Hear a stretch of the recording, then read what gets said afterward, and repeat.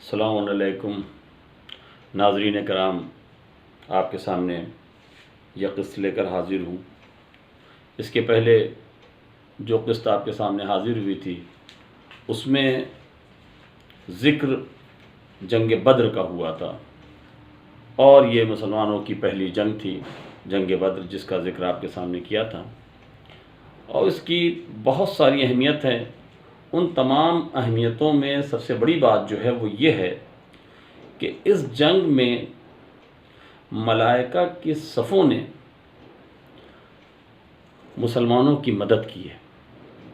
اور ہر مسلمان کو اس بات پر یقین ہے۔ اور یقین کیوں نہ ہوگا؟ کیونکہ اس کا ذکر قرآن میں ہے کہ جو جنگ بدر ہوئی اس میں ملائکہ کی امداد آئی، جس کی وجہ سے مسلمان فتح یاب ہوئے، کیونکہ ان کے پاس یہ تو بے سر و سامانی کے عالم میں تھے، ان کے پاس سامان بہت کم تھا، تعداد بہت کم تھی، نہ اسلحے تھے، نہ زرہیں تھیں، نہ گھوڑے تھے۔ اس کے باوجود فتح حاصل ہوئی، اور وہ کیوں؟ اس لیے کہ خدا کی امداد ان کو حاصل تھی، اور ملائکہ اس بزم میں، اس جنگ میں لڑنے کے لیے آئے مسلمانوں کی طرف سے، اور اس بات کا اقرار خود مشرکین نے کیا ہے کہ ملائکہ لڑنے کے لیے آئے۔ اور جب یہ ملائکہ آئے تھے، یہ مشرکین کو تو صاف دکھائی دیتے تھے، لیکن مسلمانوں کی آنکھوں سے اوجھل تھے، مسلمان نہیں دیکھ رہا تھا، اور اسی وجہ سے مسلمانوں کا جو عقیدہ ہے، جو غیب پر ایمان ہے، وہ اور محکم ہوا کہ غیبی امداد اس طریقے سے ہوتی ہے۔ اور اسی کا ذکر کرتے ہوئے ایک شخص جو مشرکین میں سے قید کر کے لایا گیا اور رسول خدا کے پاس پیش کیا گیا، تو جو لوگ اسے قید کر کے لائے تھے انہوں نے کہا کہ میں نے اسے قید کیا ہے، لیکن وہ یہ کہتا ہے کہ ان لوگوں نے مجھے قید نہیں کیا ہے، مجھے تو ایک نہایت ہی خوبصورت انسان تھا جو کہ ابلق گھوڑے پر سوار تھا، اس نے مجھے قید کیا ہے۔ اور یہ کہہ رہے ہیں کہ ہم نہیں، رسول کے سامنے کہہ رہے ہیں کہ میں نے اسے قید کیا اور آپ کے سامنے لے کر آئے ہیں۔ رسول نے کہا تم دونوں صحیح ہو، اس لیے کہ تم نے اسے قید کیا ہے اور اسے قید کر کے اپنے ہمراہ لے کر میرے پاس آئے ہو، اور تمہاری امداد ملک نے کی ہے، ملائکہ نے تمہاری امداد کی ہے۔ یہ جو بتا رہے ہیں کہ وہ جو خوبصورت انسان تھا وہ تمہیں امداد ملی تھی ملائکہ کی جانب سے، اللہ کی امداد تمہارے ساتھ تھی۔ تو اس طریقے سے وہ یہ دیکھ رہے تھے اور اس بات پر یقین تھا۔ اور اسی میں ابن عباس سے ایک روایت ہے کہ جو ایک شخص تھا جو قبیلہ غفار سے اس کا تعلق تھا، بعد میں مسلمان بھی ہو گیا، لیکن اس وقت وہ مسلمان نہیں ہوا تھا،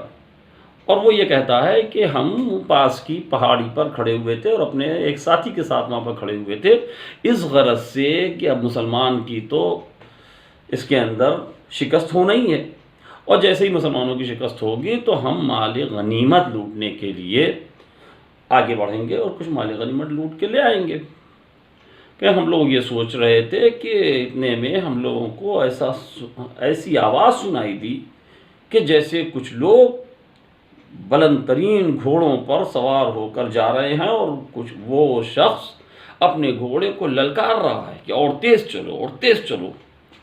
اور یہ آواز جب ہمارے ساتھی نے سنی تو وہ تو وہیں پر بے ہوش ہو گیا، اور یہاں تک کہ اس کی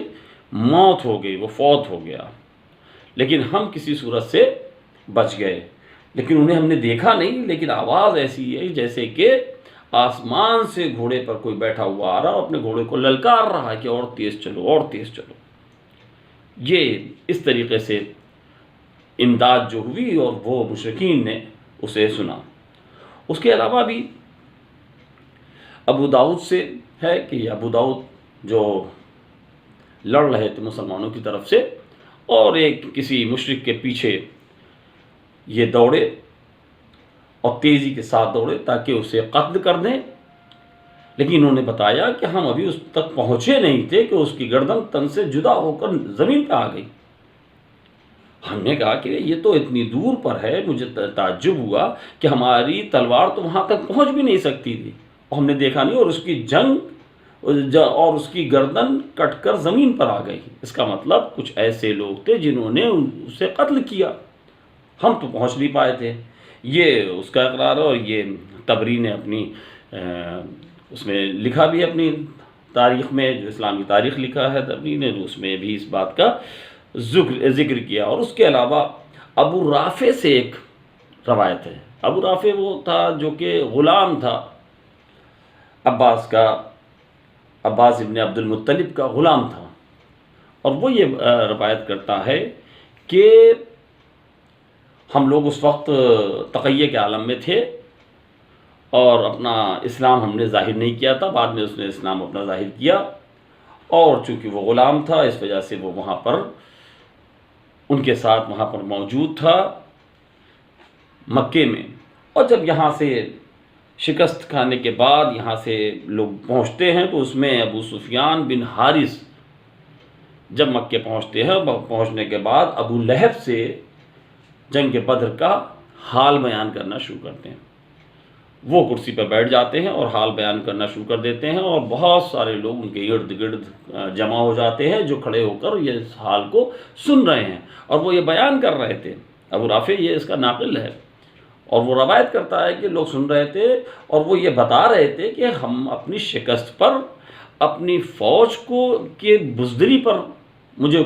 کوئی شک نہیں، ہماری فوج جو ہے وہ بزدل نہیں تھی، بلکہ ہماری فوج بہت ہی بہادری کے ساتھ لڑی ہے۔ اس کے باوجود جو یہ شکست ہوئی ہے، اس شکست میں ہماری فوج کا کوئی قصور نہیں ہے، اس لیے کہ ایسے افراد لڑ رہے تھے کہ جو نہایت ہی خوبصورت تھے، اور جو ابلغ گھوڑے پر سوار تھے، اور زمین اور آسمان کے درمیان وہ چل رہے تھے۔ اس طریقے کی بات جب وہ کہہ رہے تھے تو ابو رافع سے رہا نہیں گیا، اس نے کہا کہ ہو سکتا ہے کہ وہ ملائکہ آ رہے ہوں۔ جب یہ بات ابو لہب نے سنی تو ابو لہب نے اس کے گال پر ایک سخت تماچا لگایا، کیونکہ یہ ایسی بات کر رہا تھا جو مسلمانوں میں جس کا عقیدہ ہے، ملائکہ پر عقیدہ، اور وہ ملک تھے اور یہ تھے، لیکن اس بات کے گواہی جو ہے ابو سفیان بن حارث ابو لہب کو دے رہا ہے کہ ہماری فوج بڑی بہادری سے لڑی ہے، اس میں ان کا کوئی قصور نہ تھا، بلکہ ان کی جنگ ہی ایسے لوگوں سے تھی کہ جو جیت ہی نہیں سکتے تھے۔ اور اس طریقے سے اس نے اقرار کیا کہ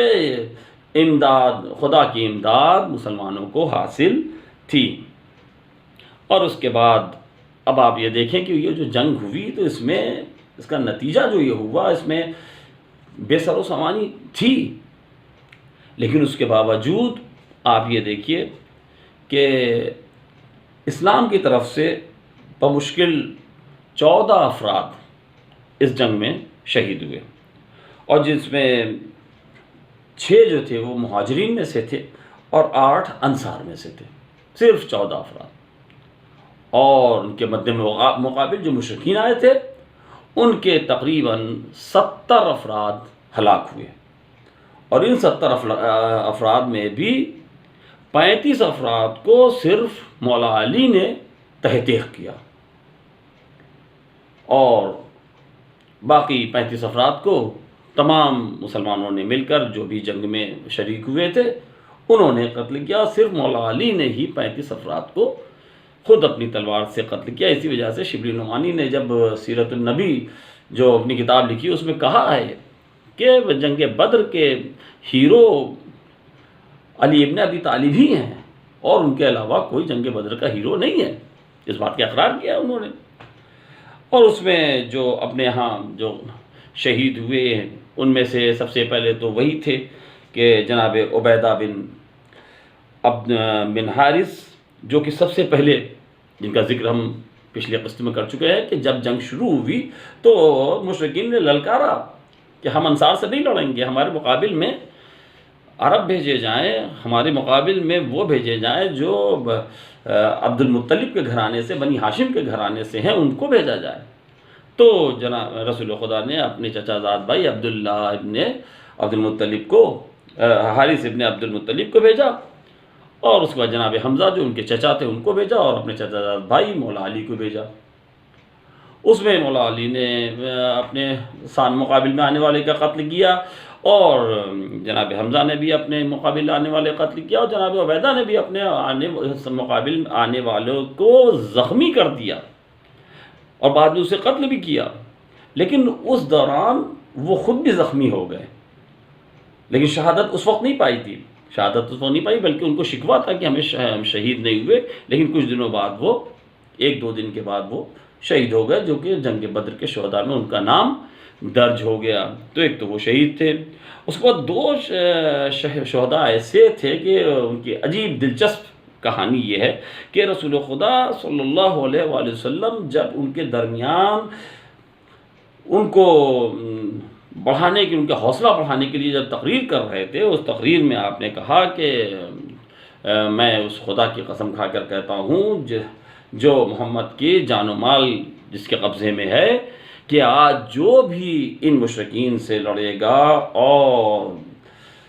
بہت ہی ہمت افزائی کے ساتھ آگے بڑھ کے لڑے گا، پیچھے اپنا قدم کو نہیں ہٹائے گا، پیٹھ نہیں دکھائے گا، اور یہاں تک کہ وہ شہید ہو جاتا ہے تو وہ سیدھے بہشت میں جائے گا۔ یہ بات عمرو بن حمام وہ سن رہے تھے، اور وہ اس وقت رطب کھا رہے تھے، اور جیسے ہی یہ سن رہے تھے انہوں نے رطب کھانا چھوڑ دیا، پھینک دیا، اور پھینک کر کہنے لگے کہ جب جنت میں پہنچنے کے صرف اتنی دور ہی باقی ہے تو ہم یہ رطب کیوں کھائیں، سیدھے جنت میں ہی نہ چلے جائیں۔ اور فوراً وہ سامان جنگ لیتے ہیں اور اس کے بعد لڑنے کے لیے چلے جاتے ہیں، یہاں تک کہ وہ شہادت کے درجے پر فائز ہوئے۔ اور اس کے بعد ایک اور دلچسپ واقعہ ہے جو عوف بن حارث کا ہے، کہ انہوں نے یہ پوچھا کہ یا رسول اللہ وہ کون سا ایسا کام ہے کہ جس سے خدا ہنسے۔ تو رسول خدا نے کہا کہ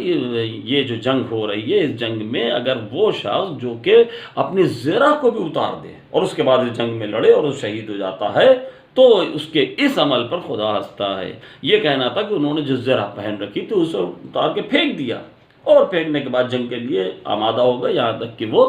شہید ہوتے ہیں۔ اس طریقے سے کل ملا کر اسلام کی طرف سے 14 شہداء جو ہیں جنگ بدر میں شہید ہوئے، اور اس کے بعد مشرکین کی طرف سے تو جبکہ آپ یہ دیکھیے کہ بڑی بے سر و سامانی تھی، لیکن چونکہ خدا کی امداد میسر تھی، اس وجہ سے بہت زیادہ کامیابی مسلمانوں کو حاصل ہوئی، اور ایسی کامیابی حاصل ہوئی کہ اس کے بعد کسی جنگ میں ایسی کامیابی حاصل نہیں ہوئی تھی۔ جبکہ یہ بے سر و سامانی کے ساتھ یہ جنگ لڑی جا رہی ہے، تعداد بھی کم تھی، اور اس کے بعد اسلحے بھی کم تھے، اس کے بعد جس طریقے سے اس میں کامیابی حاصل ہوئی، جبکہ اس کے بعد جو جنگیں لڑی گئی ہیں اس میں تعداد بھی بڑھ گئی، اسلحے بھی ہو گئے، اور حوصلہ بھی بڑھ گیا، اور لیکن اس کے باوجود ویسی کامیابی دوسری جنگوں میں نہیں ملی جیسی جنگ بدر میں ملی، اور اس میں ایسی کامیابی ملی، اور اس میں جو مشرکین تھے ان کے پاؤں اس طریقے سے اکھڑے کہ وہ صرف چھوڑ کر بھاگے نہیں، بلکہ ان کے تمام جو بڑے بڑے رؤساء تھے، جو بڑے بڑے پہلوان تھے، جو نامی حضرات تھے، سب کے سب اس جنگ میں ہلاک ہوئے۔ اور ان میں پہلے بھی ہم ذکر کر چکے ہیں کہ ان میں سب سے پہلے تو وہی 3 جو کہ مقابل میں آئے تھے، مولا علی اور جناب حمزہ اور جناب عبیدہ کے مقابل میں آئے تھے، یعنی کہ عتبہ بن ربیعہ، اور اس کے بعد شیبہ بن ربیعہ اور ولید بن عتبہ، یہ تینوں ہلاک ہوئے۔ ان کی ہلاکت کے باوجود جو بڑے بڑے جو نامور جو تھے ان کی طرف کے، ان میں سے سب سے بڑا نام تو ابو جہل کا ہی ہے۔ ابو جہل جو ہے اس جنگ میں ہلاک ہوا، اور اس کے بعد امیہ بن خلف وہ اس جنگ میں ہلاک ہوا، عزامہ بن اسود اس جنگ میں ہلاک ہوا، اور اس کے بعد ابو البختری جو ہے، خاص طور سے اس کا نام آتا ہے عبد البختری، بھی اس جنگ میں بری طریقے سے ہلاک ہوا۔ اور ابو البختری کے لیے جو بات مشہور ہے وہ یہ ہے کہ ابو البختری بحیثیت خود وہ ایک نرم گوشہ بھی رکھتا تھا، یہاں تک کہ جب مکے میں جب رسول خدا کے اوپر مظالم کیے جاتے تھے، جس وقت آپ تبلیغ دین کے لیے نکلتے تھے تو طرح طرح کے مظالم کیے جاتے تھے، تو یہ لوگوں کو روکتا تھا کہ ان پر ایسے ظلم مت ڈھاؤ۔ اور اس کے بعد جب شیب ابو طالب میں بھی آپ حضرات تھے، تب بھی اس نے جو ہے آپ لوگوں کی مدد کی تھی، لیکن مسلمان نہیں ہوا تھا۔ اور مقابل میں جنگ بدر میں آیا تو رسول خدا نے لوگوں کو یہ کہہ دیا تھا کہ دیکھو، جہاں اگر ابو البختری تم لوگوں کو کسی کو ملتا ہے تو تم لوگ اسے قتل مت کرنا، کیونکہ رسول خدا اس کے لیے ایک نرم گوشہ رکھتے تھے اور یہ کہہ رکھا تھا سب سے۔ لیکن ابو البختری جب آیا تو اپنے ساتھ جس ناقے پر وہ آیا تھا، اپنے ساتھ اپنے ایک بھائی کو بھی اس ناقے پر بٹھا کے لے کر آیا تھا، اور دونوں ساتھ ساتھ آئے ہوئے تھے، اور اسلام کی اس جنگ بدر میں وہ ساتھ ساتھ آئے تھے۔ مجزر بن زیاد نے کی نظر ابو البختری پہ پڑی، اور انہوں نے دیکھا کہ ابو البختری جو ہے وہ ناقے پر بیٹھا ہوا، تو یہ مجزر بن زیاد جو ہے انہوں نے کہا کہ ابو البختری، رسول نے یہ کہہ رکھا ہے تمہیں جو ہے جان بخشی ہے اور تم یہاں سے چلے جاؤ، اس لیے کہ ہم تمہیں قتل نہیں کرنا چاہتے، تم یہاں سے چلے جاؤ۔ تو اس نے کہا کہ ٹھیک ہے، ہم اگر چلے جائیں تو جو ہمارے ساتھ یہ ناقے پر ہمارا ساتھی ہے، ہمارا بھائی ہے، اس کا کیا ہوگا؟ کہا تمہارے لیے ہی کہا گیا ہے کہ تمہیں جان کی حفاظت دی جائے، جان بخشی جائے، لیکن ان کے لیے ایسا نہیں کہا رسول خدا نے۔ تو اس نے کہا کہ میں اسے چھوڑ کر نہیں جا سکتا، اس لیے کہ یہ ہمارا ساتھی ہے، اور اپنی جان بچا کر اور ہم اپنے ساتھی کو ہلاک کر دیں اور ہم چلے جائیں، یہ ہم سے نہیں ہو سکتا، کیونکہ ہم جب پلٹ کر وہاں مکے میں جائیں گے تو وہاں کی عورتیں کیا کہیں گی کہ اپنی جان بچانے کے لیے تو اپنے ساتھی کو ہلاکت میں ڈال دیا اور خود فرار اختیار کر لی۔ اس لیے وہ جنگ کے اوپر آمادہ ہوا، بار بار سمجھانے کے باوجود اس نے کہا کہ نہیں، میں تو جنگ کروں گا۔ اور اس کے بعد جنگ پر جب آمادہ ہوا تو اور اس میں وہ قتل ہوا، اور قتل کیا وہی مجزر بن زیاد نے اسے قتل کر دیا۔ اور اس کے بعد رسول کی خدمت میں آئے اور بڑے معذرت کے ساتھ رسول کی خدمت میں کہنے لگے کہ یا رسول اللہ، ہم نے تو بہت چاہا کہ اس کو قتل نہ کریں، لیکن وہ جنگ کے پر آمادہ تھا اور جنگ کے علاوہ اور کوئی راستہ ہی نہیں تھا، وہ ماننے کو تیار ہی نہیں تھا، اس لیے ہم نے اسے قتل کر دیا۔ اور دل تو یہ کہتا ہے کہ اب ایسے وقت پر رسول نے کہا جب قتل ہو ہی گیا ہے تو وہ چپ رہے ہوں گے، لیکن جیسا کہ تاریخ بتاتی ہے کہ اس طریقے سے تاریخ ذکر کرتی ہے کہ اگر وہ اپنا فیصلہ خود نہ کرتے، مجزر بن زیاد اپنا فیصلہ خود نہ کرتے بلکہ اس کو رسول کی خدمت میں لے آتے اور اس کے بعد بتاتے کہ اس کے ساتھ ایک اور اس کا بھائی ہے ساتھ میں، تو ہو سکتا ہے کہ رسول اس کو بھی جان بخش دیتے، اور اس طریقے سے ابو البختری جو ہے وہ بچ جاتا، لیکن ایسا ہوا نہیں۔ اس طریقے سے وہ ابو البختری وہاں ہلاک ہوا۔ اس کے بعد جو دوسرا شخص ان کی طرف سے جو ہلاک ہوا ہے، جسے امیہ بن خلف کہتے ہیں۔ امیہ بن خلف جو تھا وہ وہی شخص تھا جو نہایت ہی مظالم کیا کرتا تھا، رسول خدا پر بار بار مظالم کیا کرتا تھا، یہاں تک کہ جناب بلال پر جو ظلم کرنے والا شخص تھا وہ یہی تھا، امیہ بن خلف تھا، جو جلتے ہوئے ریگستان میں ریت پر جناب بلال کو برہنہ لٹا دیا کرتا تھا اور بڑے بڑے پتھر لا کے ان کے سینے پر رکھ دیا کرتا تھا، اور اس کے بعد کہتا تھا کہ انکار کرو، اسلام سے دوری اختیار کرو، اسلام مذہب کو قبول مت کرو، اور جناب بلال عہد عہد کہتے رہتے تھے، خدا ایک ہے خدا ایک ہے کی آواز لگاتے رہتے تھے۔ بہت ظلم اس نے جو ہے وہ اٹھایا۔ یہ بھی جنگ بدر میں موجود تھا، جو اس کے ساتھ جنگ بدر میں موجود تھا، اور اس کا ایک ساتھی تھا عبد الرحمن بن عوف۔ یہ ایک بڑے صحابیوں میں ان کا شمار کیا جاتا ہے، اور تاریخ داں ان کو ایک بڑا صحابی مانتے ہیں، لیکن ان کی کہانی یہ ہے کہ یہ عبد الرحمن بن عوف جو ہیں، یہ اصل میں ان کا نام تھا عبد عمرو۔ عبد عمرو ان کا نام تھا، لیکن جب انہوں نے اسلام اختیار کر لیا تو ان کا نام عبد الرحمن ہو گیا۔ لیکن انہوں نے اپنا تعلق جو ہے، چونکہ ان کا دوست تھا امیہ بن خلف، تو انہوں نے اپنا تعلق اس سے منقطع نہیں کیا، لیکن امیہ بن خلف وہ ان کو عبد عمرو کے نام سے ہی بلاتا تھا، تو یہ بولتے نہیں تھے، تو وہ یہ کہتا تھا یہ تمہارے باپ کا دیا ہوا نام تم اسے بلا دو گے؟ انہوں نے کہا ہاں ہم اسے بلا دیں گے۔ تو کہا ٹھیک ہے، لیکن ہم تو تمہیں عبد الرحمن نہیں کہیں گے۔ تو یہ کہتے تھے کہ ہم تمہیں جواب نہیں دیں گے، ہم بولیں گے نہیں۔ اب بات یہ ہوئی کہ عبد الرحمن نے کہا کہ بھائی کوئی بیچ کا راستہ نکال لو، تو اس نے کہا ٹھیک ہے، ہم ایسا کرتے ہیں کہ ہم تمہیں ایک نئے نام سے پکارتے ہیں،